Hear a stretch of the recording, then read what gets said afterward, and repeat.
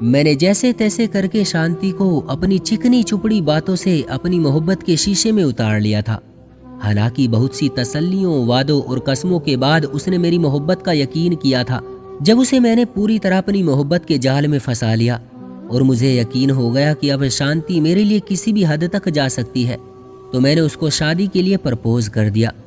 मुझे यकीन था कि वो मेरे प्रपोजल को कभी रिजेक्ट नहीं करेगी। ऐसा ही हुआ। उसने मेरे बारे में घर बात करने का वादा करते हुए मेरा प्रपोजल स्वीकार कर लिया। सही मौके के आने तक मैं शांति के दिल और दिमाग में अपनी मोहब्बत का रंग भरता रहा। जब सही मौका आया और उसने मेरे बारे में अपने घर बात की तो उसके घर वालों ने साफ इनकार कर दिया। यहाँ तक कि उसने मेरे खातिर अपने घर वालों के मना करने पर भी घर वालों की मर्जी के खिलाफ जाकर कोर्ट मैरिज करने का फैसला कर लिया और मेरे कहने पर घर से फरार होकर मुझसे शादी कर ली। मगर शादी के बाद मेरे सर से मोहब्बत का भूत उतर गया।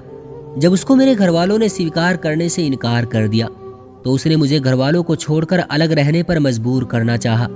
मगर मैंने ये कहते हुए साफ इनकार कर दिया कि तुमने किसी गैर की खातिर माँ बाप को छोड़ा है तो आज तुम्हें कोई भी स्वीकार करने के लिए तैयार नहीं। अगर मैं भी तुम्हारी तरह माँ बाप को छोड़ दूंगा तो कल को मुझे भी मेरी औलाद या मेरे कोई भी अपने स्वीकार करने के लिए तैयार नहीं होंगे। मेरी बात सुनकर शांति की जबान गुम होकर रह गई। वो मेरा गुस्सा और ऐसा व्यवहार देखकर डर गई और उसकी आंखों में नमी उतर आई। वो खामोशी से एक साइड पर बैठ गई और मैं घर से बाहर चला गया। मेरे माँ बाप जो कि खानदानी रईस थे, मैं तो शांति की फैमिली और चाल चलन के बारे में जानता था, मगर वो शांति को बहू मानने पर तैयार न हुए। इसलिए उन्होंने मुझे और शांति को इस शर्त पर घर में रहने की इजाजत दी कि वो हवेली के नौकरों के लिए बने कमरे में से एक में रहेगी और मैं उसका पति उसके करीब भी नहीं जाऊंगा। माँ बाप के फैसले के सामने सवाल करने की मेरी तो कभी हिम्मत ही नहीं हुई थी, इसलिए मरती क्या ना करती। शांति ने भी कोई और ऑप्शन ना होने की वजह से मेरे माँ बाप का फैसला स्वीकार कर लिया और यूं शादी के बाद तकरीबन 3 महीने शांति और मैं पति पत्नी होते हुए भी एक दूसरे के करीब न आए।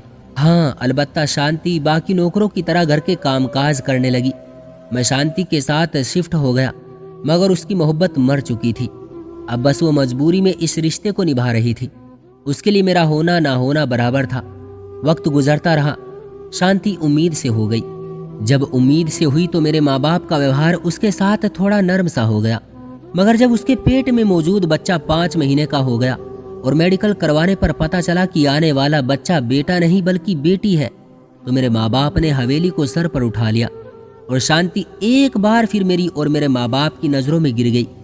मेरे माँ बाप ने जिद करनी शुरू कर दी कि उसको तलाक देकर हवेली से निकालो या फिर किसी भी तरह उसके पेट में मौजूद बच्चा इस दुनिया में नहीं आना चाहिए। मैंने हिम्मत करके माँ बाप को समझाना चाहा, मगर उन्होंने मुझे भी शांति के साथ हवेली से निकल जाने का ऑर्डर दे दिया। तो मजबूरन मैंने शांति से बात की। पहले तो अबॉर्शन करवाने पर न मानी, मगर जब मैंने तलाक लेने और साथ ही हवेली से निकाले जाने और हवेली से निकलने के बाद के हालात से डराया और थोड़ा दबाव डाला तो वो मान गई। मगर जब मैं उसे लेकर डॉक्टर के पास पहुंचा तो डॉक्टर ने साफ इनकार कर दिया। मैंने डॉक्टर को बहुत सारे पैसे ऑफर किए, सिफारिश करवाई, मगर वो ना माना। तो मैंने दूसरे फिर तीसरे डॉक्टर से बात की, मगर मेरी पूरी कोशिश के बाद भी कोई डॉक्टर माँ के पेट में मौजूद बच्चे की जान लेने पर तैयार न हुआ। तो मैंने घर आकर माँ बाप को सारी बात बताई। अब मैं भी शांति से उकता चुका था। मैं भी नहीं चाहता था कि मेरी बेटी पैदा हो। दूसरी तरफ मुझ पर माँ बाप का भी दबाव था कि हवेली में तुम्हारी पहली औलाद बेटा होना चाहिए। इसलिए मैंने शांति से जान छुड़ाने का फैसला कर लिया और उसको सैर करवाने के बहाने नहर पर ले गया।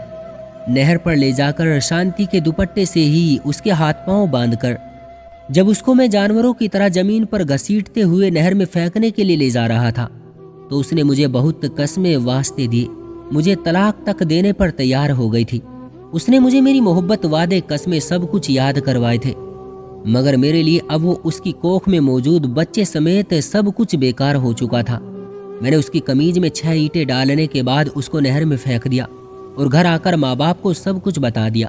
तो मेरे बाबा ने मेरा कांधा थपथपाया और अपने खास नौकर को आवाज दी। मुझे और अपने नौकर को साथ लेकर नहर की उस जगह पर पहुंचे जहां मैंने शांति को फेंका था।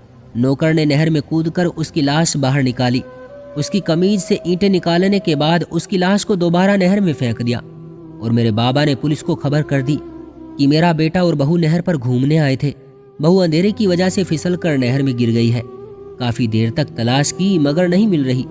पुलिस के पहुंचने तक शांति की लाश बहुत आगे जा चुकी थी। जब काफी देर बाद भी पुलिस शांति की लाश न तलाश कर सकी, पुलिस ने नहर के किनारे के सभी गांव में ऐलान करवा दिया और सुबह तक उसकी लाश मिल गई। पुलिस वालों को पैसे देकर उनका मुंह बंद कर दिया और शांति को उसकी मोहब्बत समेत जला दिया गया। शांति की मृत्यु के 15 दिन बाद मैंने शादी कर ली, मगर मैं दोबारा कभी बाप न बन सका। एक के बाद एक पत्नी बदली, मगर औलाद न हो सकी। मैंने मन्नतें तक मांगी। अब तो मेरे माँ बाप भी तैयार थे कि बेटा नहीं तो बेटी ही हो जाए। मेरे माँ बाप मेरी औलाद होने का इंतजार करते करते ऊपर वाले को प्यारे हो गए, मगर माँ बाप की मृत्यु के बाद भी लाखों मन्नतें और इलाज माजरे देसी टोटके आजमाने के बाद भी मैं अपनी औलाद को ना देख सका। मेरे शांति के कत्ल वाले पाप पर आज भी ऊपर वाले ने पर्दा डाल रखा है, मगर मैं आज भी नहर, नदी, नाला या तालाबों को पार नहीं कर पाता, भले ही उस पर बला पुल कितना भी मजबूत क्यों ना हो। अगर मजबूरी में मुझे पार करना भी पड़ जाए तो मैं जानवरों की तरह अपने हाथों को जमीन पर टिका कर पार करता हूँ। मुझे हर वक्त डर सा लगा रहता है कि मैं भी नहर में डूब कर मरूंगा। मैं कई बार ख्वाब में खुद को नहर में डूबते हुए देखता हूँ तो सोते हुए ही बचाओ बचाओ की आवाजें लगाना और शोर मचाना शुरू कर देता हूँ। मेरे इस पागलपन की वजह से मेरी पत्नी की नींद खराब हो जाती है, इसलिए अब मेरी पत्नी हवेली में सोती है और मेरा बिस्तर नौकरों के कमरे में, शांति वाले कमरे में लगा दिया गया है। मेरी जिंदगी अब मौत से भी बदतर है।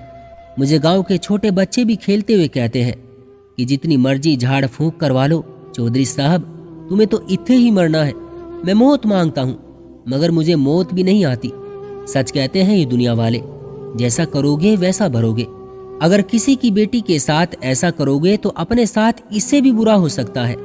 भगवान के लिए घर से भागकर शादी करके अपने माँ बाप और अपनी इज्जत को यूं नीलाम ना करें, वरना अंजाम ऐसा ही होता है।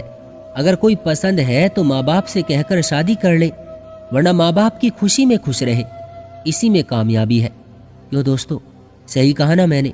आपकी क्या राय है इस कहानी के बारे में? कमेंट करके हमें जरूर बताएं।